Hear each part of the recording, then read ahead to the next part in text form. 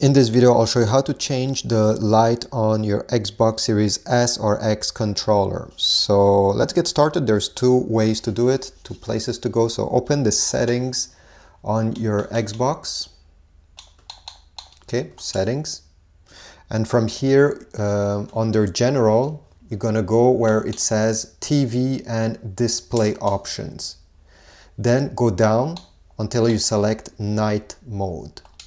And over here, you're gonna have a few options. What we need to do is to go over here where it says controller brightness, select it, and make sure the first item is checked.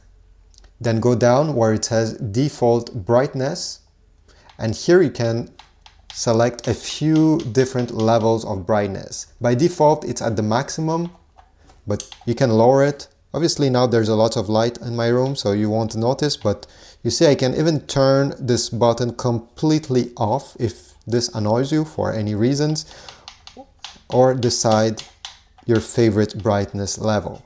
So once this is set up, you can go back and I'll show you another way you can modify the light of your controller. So again, go into the settings menu. Oops. And now we're going to go down where you see device and connections.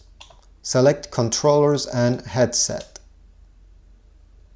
And from here, this will be your controller, and what we need to select is configure. Then go over here, you see there's a small pen, edit, select this pen.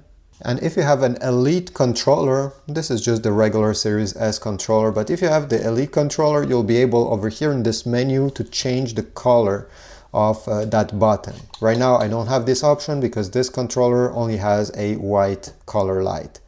So this is it. This is how you change the light on your Xbox Series X and S controller. If this was helpful, please leave a like, comment down below, subscribe, and I'll see you in the next video.